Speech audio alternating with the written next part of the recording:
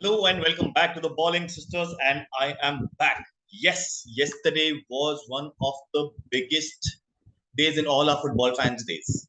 So we have the biggest day yesterday. We had the transfer deadline, a thing which we have been waiting for almost 2 months. We wait for the start date and we wait for the end date because in that between, most of our clubs, the English Premier League clubs, what they do is they strengthen the team. They let go of a lot of dead weight. They bring in new blood so that the team is strong and is in contention for European spots, top honors, or the Europa League spots as well. So yesterday, what has happened has that we have had our transfer deadline. Now, what does that mean? That all the teams who wanted to sign players have already signed them.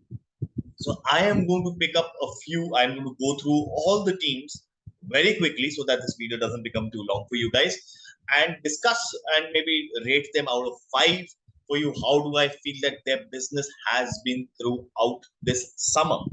So on that note, before I start, do like, share, subscribe, enable those notifications. You might find the I button here or there for our FPL videos and also our previous transfer window talks, which we've done over the past 2 months. On that note, let's start off. The first team which I want to talk about is Arsenal. What a start for the season they have had. A dream start. 5 games, 5 wins. What a start they've had. But the biggest question in every Arsenal fan's mind was that will they bolster the midfield? The squad is thin. But because the season is going to be quite a long one for them as well, because they're playing Europa League, so hence there's going to be a lot of there might be injuries, and the Premier League is there. Then there's a break for the World Cup. A lot of all sorts of permutations and combinations. So the players which Arsenal has bought in, and that has oozed a new lease in life for Arsenal has been Zinchenko, who's been bought from Manchester City, and a brilliant signing. We've had Gabriel Jesus again from City, a brilliant signing. They've got Matt Turner, come from England, who's come from New England Revolution, that is in America. Then we've got Fabio Vieira and we've got Marquinhos who signed. These are the people who've come in for Arsenal.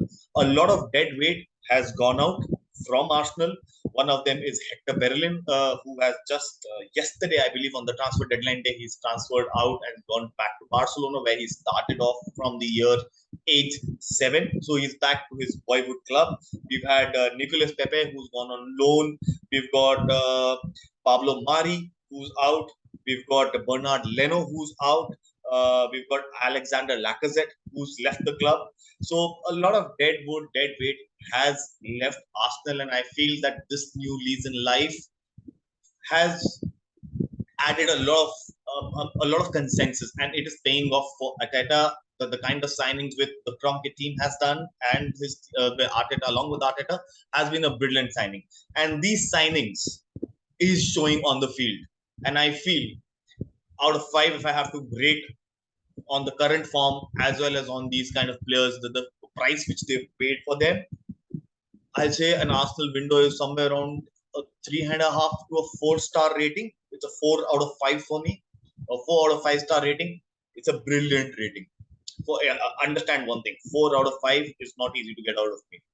Moving from Arsenal to Aston Villa, they've made early signings. They did a very thoughtful thing. They did early signings as soon as the window started. Aston Villa was out of the blocks like in a snap of a finger. But they've had an early they've had shockers. They've had a shaky start to the Premier League season, and right now under the knife is the manager who's done the early signings of Steven Gerrard. The people who've come in yesterday was Deng Donker, who came in for Aston Villa. Earlier than that, they had Augustinson, they had Diego Carlos, Camara, Coutinho. Coutinho was on loan for them. That made it permanent this week. So this season. So I believe if you look at the quality of players which has come into Aston Villa has been brilliant. Good signings, but it is not showing on the pitch. And if I combine both the things, and if you look at the kind of transfer window Aston Villa have had, the kind of players they've bought in, it has been good, solid players. There are certain players who undisclosed fees there. For example, Kamara came on free. We had Diego Carlos, who there's an undisclosed fee for him. But then overall, I feel and the outs have been quite a lot. You've got El Ghazi who's left. You've got Chikuemka who's left the club. You've got Matt Target who's left the club. And their Trezeguet has also left the club. So a lot of dead weight is again from Aston Villa as well. A lot of dead weight has gone out of Aston Villa. But unfortunately for them, they've not been performing. And I feel that once they start performing, I think so the transfers will look more promising. On paper, the transfers have been very, very promising, but on the pitch, they have not been shooting. And on combination of both the things from the first 5 game week as well as the transfer window which they've had, I'll give them about a 2.5, 3-star rating out of 5. That's what I feel for Aston Villa. Moving from Aston Villa, let's go into the new boy, Bournemouth. After they've had a very bad start to the Premier League, we all understand. They've sacked their manager the first acts of the season. Scott Parker is off. But then the kind of signings which they've done, we've got Stephens from Southampton who's come on loan, which has happened yesterday. We've got Senesi who's there. We've got Nito from Barcelona who's coming. We've got Joe Rothwell, Ryan Fredericks. Not a very well-known names in the in the Bournemouth squad. But then I feel the kind of people who've left the club as nobody apart from Gary Cahill, who was released. The team which was there in the championship to the team which they bought into the Premier League has more or less been the same lads, the same group, the same performance. But the only thing is the performance level in championship, if it is here to my nose level, in the Premier League it is above my head level. So that is the difference which Barcelona is not Barcelona or Bayern Munich. It's Bournemouth who have to keep it up over here, and that is what I feel is really, really required for a team like Bournemouth to now slowly start stepping up. They've just had a good draw against Wolves, which apparently Wolves should have won. I've already spoken about them yesterday.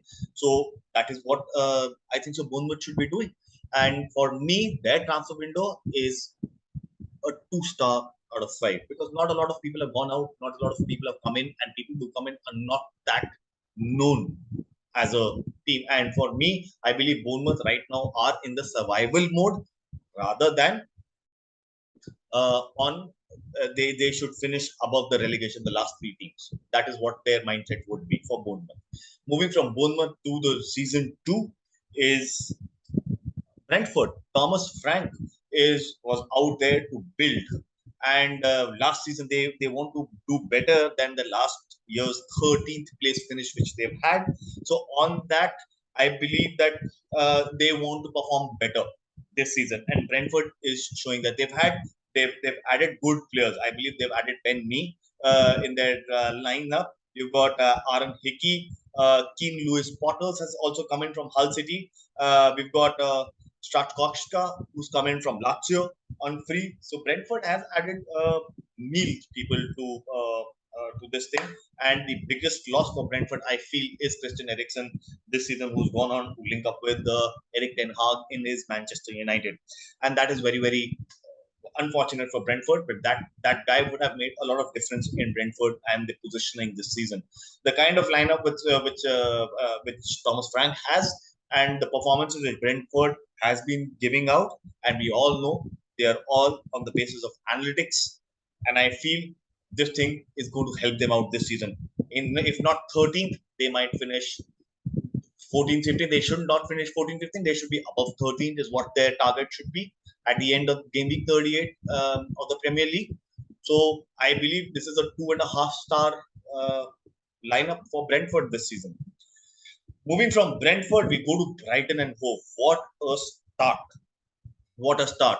They finished 9th last season, and right now they are on fire. They just had one loss, and they've gone South American, a lot of it. They've got Estupinian. He's been performing very well for them in the defensive lineup. You've got Luis Colwell, who's there. You've got Enciso, who's coming. So these are the players who've come in for Brighton quite a lot. And the dead weight is Mopoy has left. You've got Cucurella who's gone to Chelsea. You've got Shane Duffy who's left. Bissouma has gone to Spurs. So yes, A lot of people have left on loan. Certain players have gone on to be sold completely.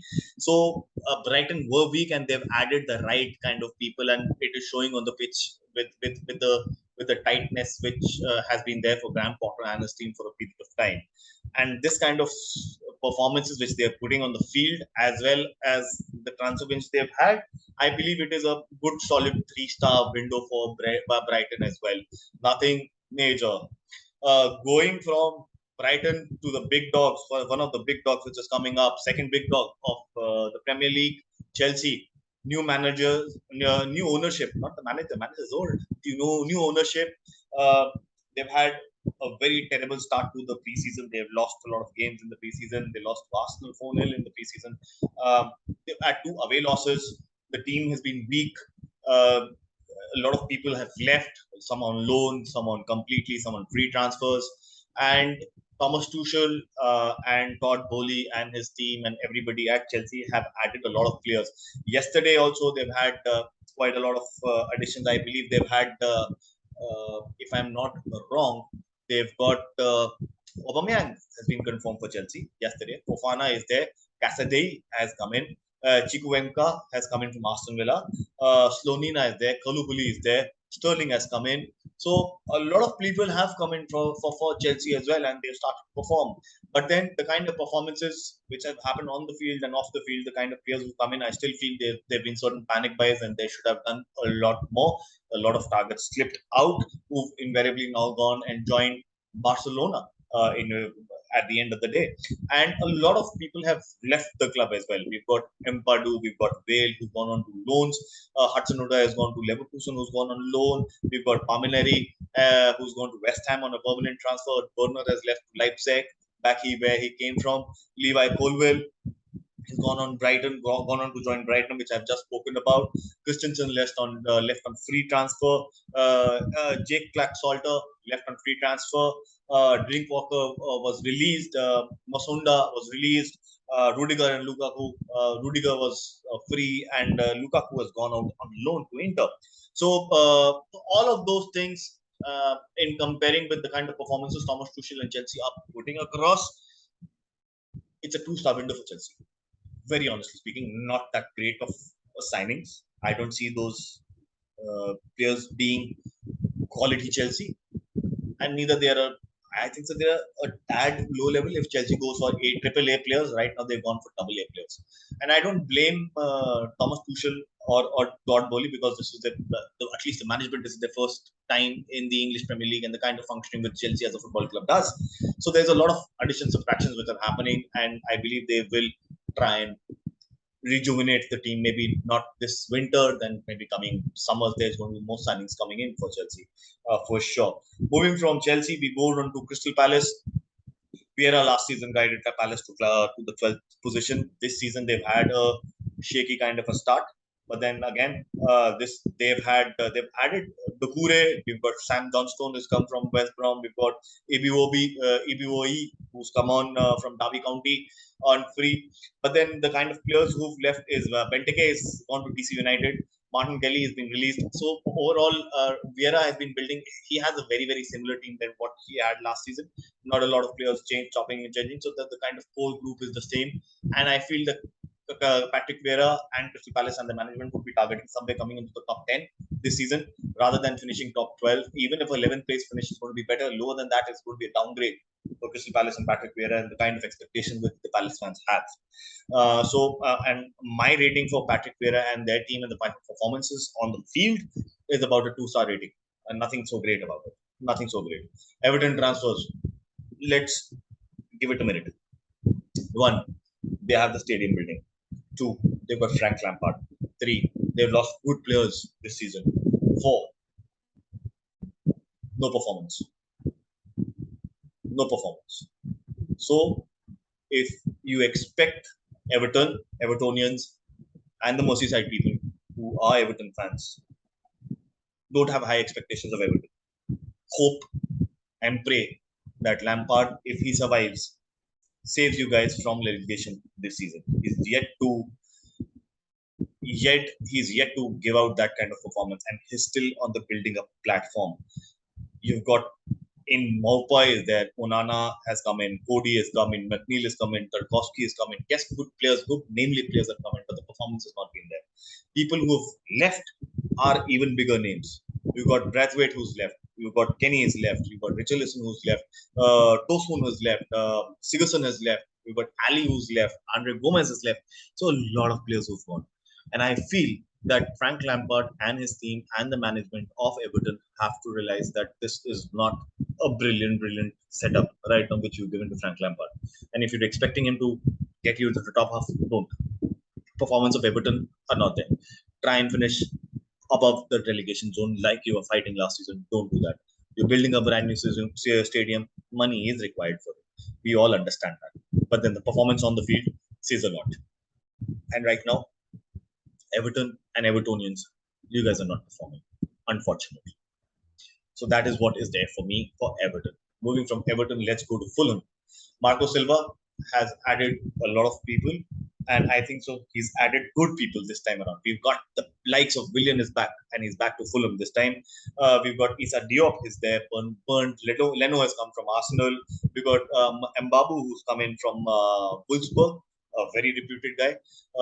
Then you've got Balhina, a very big signing for a club like Fulham at 17.2. He's coming from Sporting Lisbon. Very.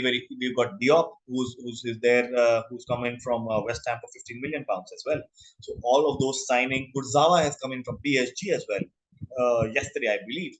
And so those signings are very important for Fulham and for their survival. And I believe you've got a very good manager in terms of Marco Silva and the kind of performances Fulham is pulling out.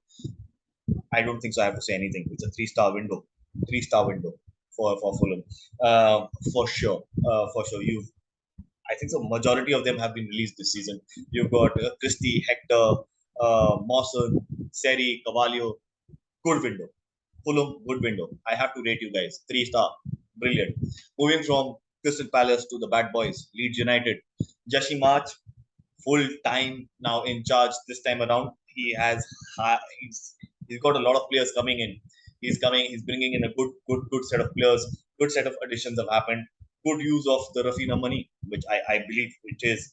You've got Tyler Adams, Mark Roca is there, Christensen has come in, Aronson is there, Perkins has come in, Luis Sinistera is coming, Robles is there. A lot of players have come in for Leeds United, but then out also you've got big names of Calvin Phillips, who's gone to Manchester City, and Rafinha, who's gone to Barcelona. So overall, I believe they've got about 97 million in these two players, Leeds United. I think so. There's a business well done. The performances on the field are slowly building up for Leeds United. They're not there, but they'll be there. The kind of performance they gave against Chelsea and the next week as well, I believe Leeds United is slowly reaching there where they have to be a 3-star window for them. Good, solid window for Leeds United. From Leeds United, let's go to Leicester. A very poor start. They struggle to do business. I don't know what is happening. They've lost Wesley Fofana to Chelsea. They've just got two people in, Faze and Smithies. Rest of it, there's been no signing in. They've got you lost Cashmas Michael. I think so. That was the biggest surprise for me as a fan who's seen Leicester City from say about 2015-16 onwards.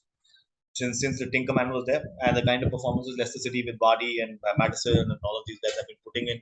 But I feel that this time around, Leicester City would be fighting for the bottom three places, and the kind of performances Leicester City is giving, I don't think they're there. They're not there. They've not been able to perform. And Brendan Rodgers and Leicester City are struggling, and they're struggling very well because there is nobody. If I choose not to give a rating for Leicester, I'll say a 0-star. But for the heck of the video, if I have to give something, it's a half a star. It's poor business for Leicester City. Poor business for Leicester City. Moving from Leicester, let's go to Liverpool, another big dog. We all know Liverpool has had injury problems. A lot of injury problems. And this season as well, we understand teams do play about 50, 60 odd games in a Premier League season. Apart from that, you got Champions League. If you qualify, then there's round of 16. Or if you go down to Europa, then again there's a lot of games. Then you've got Carling, you've got FA. The Community Shield also they've already played. So a lot of things are there back and forth. And I believe clubs do require a very, very deep squad for such kind of competition. Playing 60 odd games, the whole team struggles. And the kind of players Liverpool has got in is Fabio Carvalho. We've got Darwin Núñez. They spent big on Darwin for about 85 million. Calvin Ramsey is there. Arthur Melo has come in. Other than that, I think so. He's added a decent firepower in Liverpool.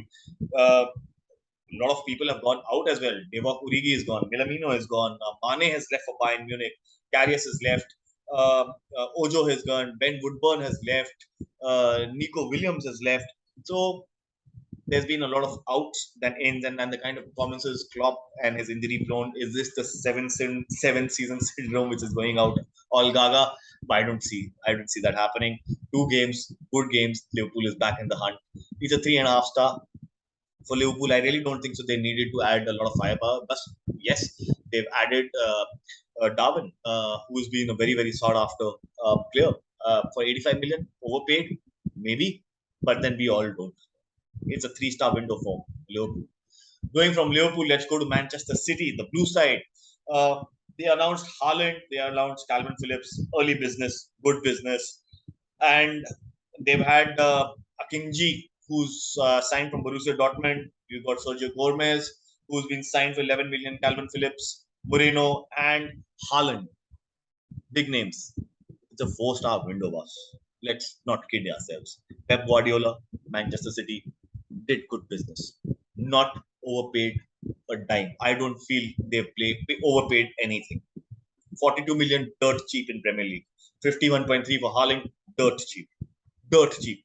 If you look at his performances, he's been 5 games, he's got 9 goals, if I'm not wrong. 9 goals, 2 hat tricks back to back. Man, what a performance.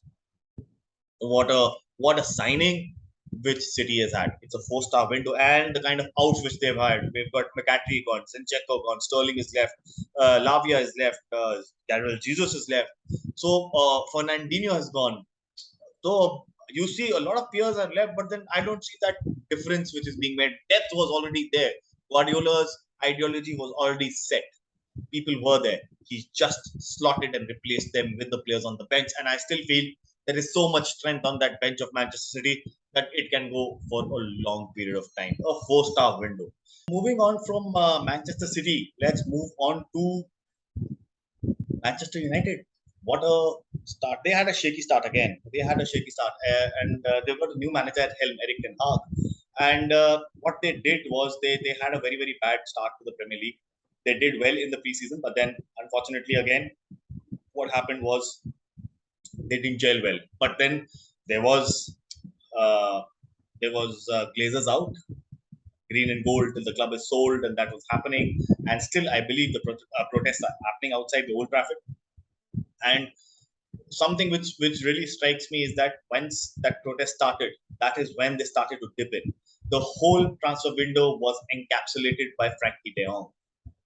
And unfortunately, that transfer didn't take place because of various reasons.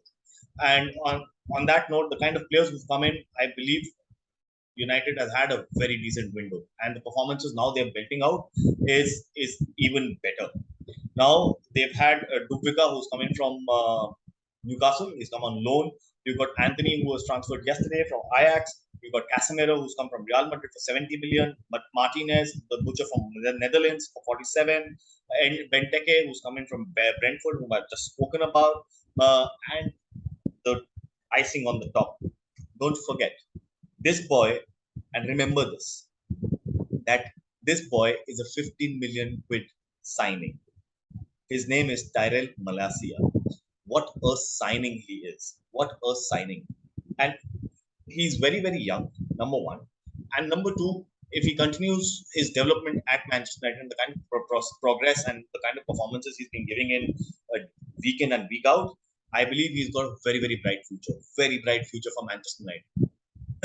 And going on further, the kind of players who left Manchester United are Alec Bile, we've got Alvaro Fernandez, Andres Pereira has gone to Fulham, Dean Henderson has left, Matic, Pogba, Mata, Lingard, Lee Grant, Cavani. a lot of deadwood has left the club. A lot of deadwood, and a fresh start was required for a club like Manchester United, and that is what they are doing under the new helm of Erik ten Hag.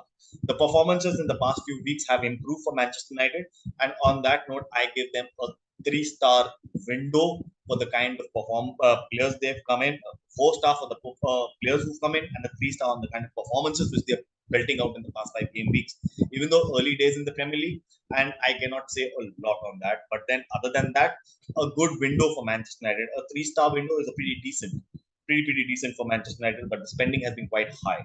Moving from Manchester United to the oil money of Newcastle, high expectations are on tie inside this time around for Newcastle, and they have Alexander Isak. It is a club record fee for 60 million.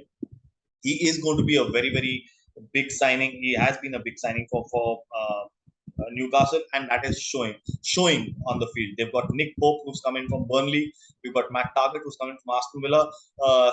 Sven Botman has coming from Lille. So decent signings on the time side.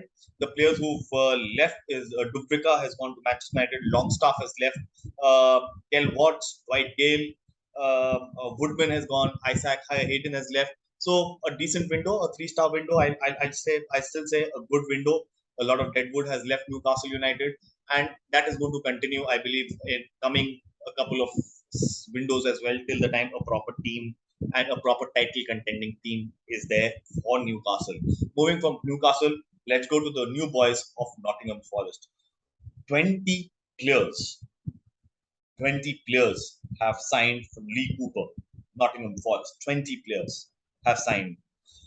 If my list goes on, you've got Morgan Gibbs White is there, Emmanuel Dennis has got, Chick Kouyaté is coming, Mangala is coming, Lingard is coming, we've got Nico Williams is coming, Nikate is there, Bian Cohn is there, Dean Henderson is there, and out of the lot, I believe the star signing, I believe, is Dean Henderson from Manchester United on loan. And that is what it is very important. The difference is that the players who were there at the core for Nottingham Forest, which brought them up, are not there. So signing 20 players is brand new. It's completely a brand new team, and getting them settled in the Premier League. We all know somebody who spends big in the Premier League.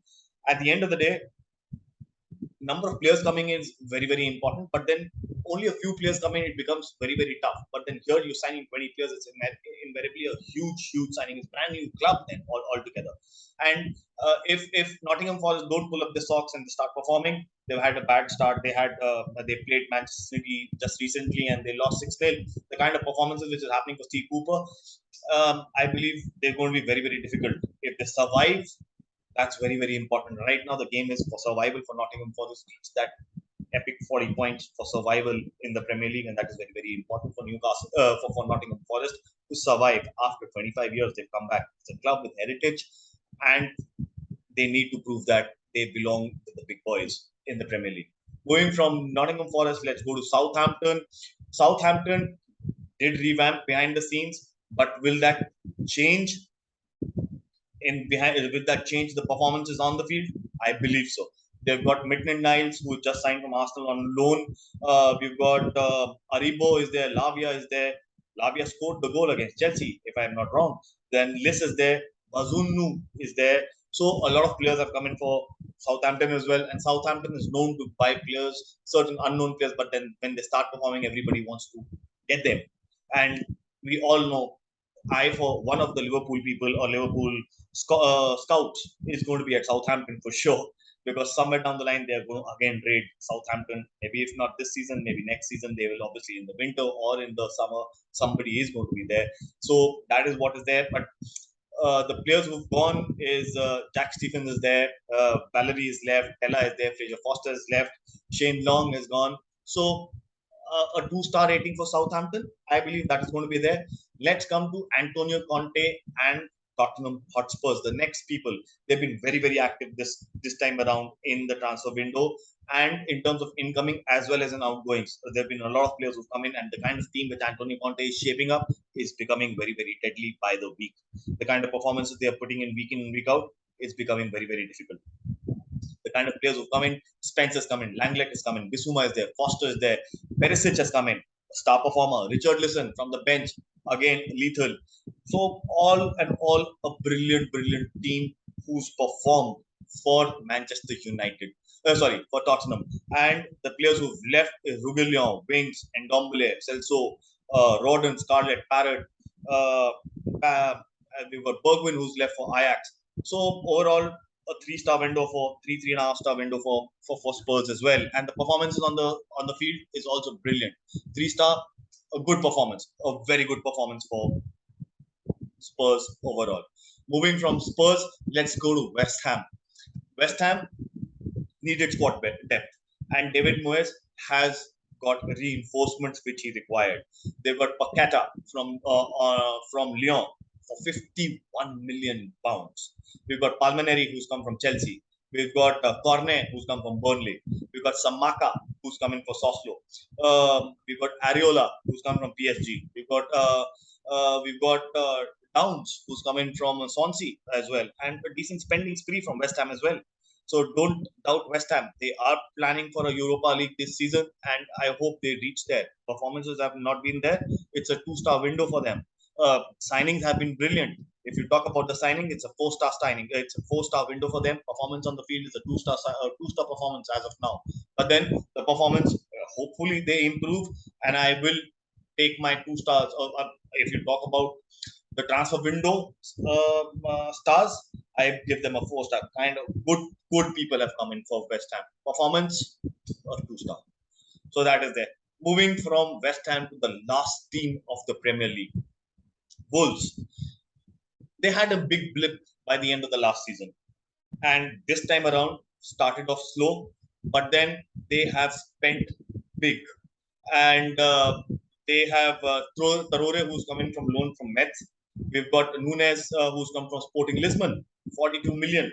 We've got Collins for 20 million from Burnley. Guedes has come from Valencia for 27.5 million. But the people who've left is Dendoncker, who's gone to Aston Villa on the deadline day. Gibbs has left. We've got Cody who's left. Coutron, Fabio Silva. All of these guys have left, and a good dead weight for Wolves with the kind of performances now they're starting to show. Still, the results are slightly far off for the kind of team Wolves have, even though on paper they are very strong. A 3-star window for Wolves, and I feel that will help them in this Premier League. And this is what I feel the performance of the transfer window has been for all of these guys. And on that note, let me end and say thank you for tuning in. I will catch you guys again for the FPL, and I will be back for that. And there's a lot of changes with new signings coming in. Aubameyang is there. Dennis Zerka has come in. So all of those things are there. Maybe I will add people or subtract people. So that I'll leave it for my FPL part. I'll catch you guys tomorrow. Have a great one. Do like, share, subscribe, enable notifications, and share it with your friends, and tell them about the channel, the Ballin Sisters. Adios, guys. Bye bye.